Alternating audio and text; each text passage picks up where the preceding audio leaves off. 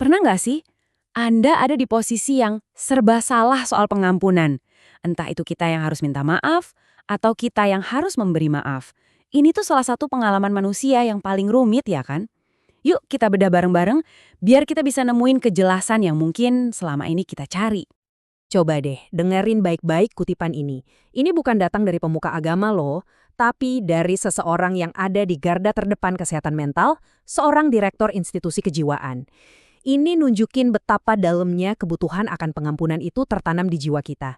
Jadi, ini bukan cuma konsep spiritual, tapi ini adalah kunci menuju kesehatan psikologis kita. Oke, jadi dalam beberapa menit ke depan, ini nih perjalanan kita. Kita mulai dari kenapa sih pengampunan itu kebutuhan semua orang, terus kita gali makna aslinya, kita bedah dua jenis utamanya, kita coba tantang cara kita memandang rasa bersalah, dan yang paling penting, kita lihat gimana cara menerapkannya di dunia nyata. Yuk, kita mulai! Mari kita mulai dari yang paling dasar. Kebutuhan akan pengampunan itu bukan soal budaya atau agama, ini tuh udah jadi bagian dari DNA manusia. Ini benang merah yang menyatukan kita semua, dimanapun kita berada.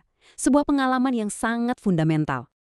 Nah, untuk benar-benar ngerti kekuatan dari pengampunan, kita harus balik ke akarnya, ke bahasa aslinya. Dengan melihat kata-kata yang dipakai di Alkitab, kita bakal nemuin makna yang jauh lebih dalam dan transformatif dari yang kita kira selama ini. Kata pertama kita adalah salah. Coba bayangin ada beban yang berat banget di pundak Anda, yang neken Anda setiap saat. Nah, salah itu adalah tindakan mengangkat beban itu. Rasain dia leganya. Ini bukan sekedar lupa ya, tapi ini pembebasan nyata dari tekanan yang menghimpit. Selanjutnya, ada nasa. Kalau tadi salah Cha itu mengangkat beban dari pundak Anda, nasa ini selangkah lebih maju. Bebannya nggak cuma diangkat, tapi juga dibawa pergi. Jauh banget sampai nggak kelihatan lagi. Ini tentang penghapusan total, bukan sekedar memindahkan beban. Lalu di perjanjian baru, kita ketemu kata apihemi, dan ini benar-benar game changer. Bayangin Anda punya utang finansial yang super besar yang nggak mungkin bisa Anda bayar. Apihemi itu artinya utang itu bukan cuma diabaikan, tapi dibatalkan, dihapus dari catatan, lunas, selamanya. Ini adalah deklarasi bahwa Anda bebas sepenuhnya. Nah, ini membawa kita ke gagasan inti dari sumber kita.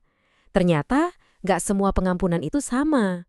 Kita harus bisa membedakan antara dua jenis yang sangat berbeda, yang satu sifatnya hukum, yang satu lagi sifatnya hubungan. Slide ini merangkum semuanya dengan pas. Coba kita bedah ya. Di satu sisi ada pengampunan yuridis, Tuhan sebagai hakim. Ini urusannya sama hukuman kekal, dan ini terjadinya cuma sekali. Di sisi lain ada pengampunan parental, Tuhan sebagai Bapa. Ini urusannya sama disiplin dan sifatnya sementara untuk memulihkan hubungan. Yang satu soal status hukum Anda, yang satunya lagi soal persekutuan harian Anda. Jadi, poin krusialnya begini. Pengampunan yuridis itu mengamankan posisi kekal kita. Sementara pengampunan parental itu menjaga hubungan kita sehari-hari. Dua-duanya sangat vital, tapi fungsinya di arena yang sama sekali berbeda. Kalau kita campur aduk, bisa bikin bingung banget.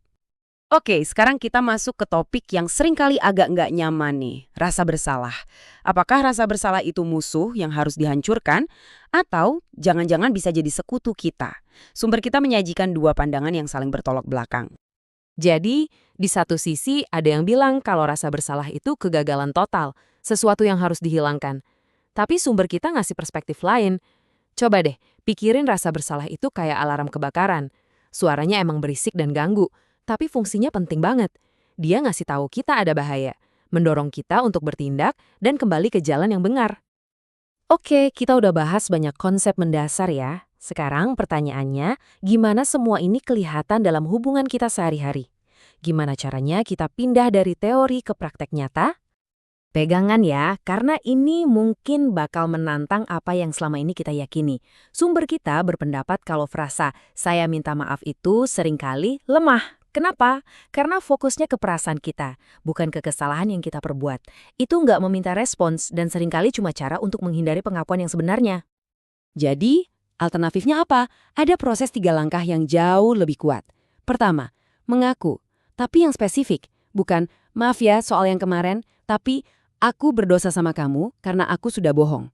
Kedua, meminta. Ajukan pertanyaan langsung. Maukah kamu mengampuniku? Ini mengembalikan kekuatan ke orang yang terluka. Dan ketiga, janji. Pengampunan diberikan bukan sebagai perasaan, tapi sebagai sebuah komitmen yang tegas. Dan janji ini punya 3 lapisan yang luar biasa. 1, aku nggak akan ungkit-ungkit masalah ini lagi ke kamu.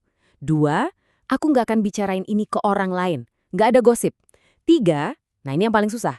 Aku nggak akan terus-menerus memutar ulang kejadian ini di pikiranku sendiri. Ini adalah komitmen untuk benar-benar melepaskannya. Jadi, ini dia kesimpulan utamanya. Dan ini penting banget. Pengampunan itu bukan gelombang emosi hangat yang bisa datang dan pergi. Pengampunan adalah sebuah keputusan, sebuah tindakan dari kemauan kita, sebuah deklarasi yang kita pilih untuk kita pegang, bahkan saat perasaan kita masih tertinggal jauh di belakang. Nah, pertanyaan ini pasti muncul kan? Apa kita beneran diharapkan untuk jadi amnesia gitu setiap kali kita mengampuni seseorang? Yuk, kita lihat lebih dalam. Ini dia perbedaan yang mengubah segalanya. Gagasan bahwa kita harus lupa dulu baru bisa mengampuni itu sebuah jebakan. Sumber kita justru bilang sebaliknya. Saat kita dengan setia menepati janji 3 lapis untuk tidak mengungkitnya, maka secara alami ingatan itu akan kehilangan cengkramannya. Jadi, lupa itu hasilnya, bukan syaratnya. Oke, kita rangkum cepet ya. Pengampunan artinya mengangkat beban dan membatalkan utang. Ada 2 jenis, yuridis untuk status kekal kita, dan parental untuk hubungan harian kita. Rasa bersalah bisa jadi alarm yang baik, bukan cuma kegagalan. Dan yang paling penting, pengampunan sejati adalah sebuah janji aktif yang kita buat dan kita pegang teguh. Kita tutup pembahasan kali ini dengan sebuah refleksi. Kalau pengampunan, kalau fondasi dari hubungan yang sehat, itu bukanlah perasaan yang fluktuatif, melainkan komitmen yang kokoh. Janji pengampunan apa yang perlu Anda buat, atau mungkin perlu Anda pegang lebih erat dalam hidup Anda hari ini?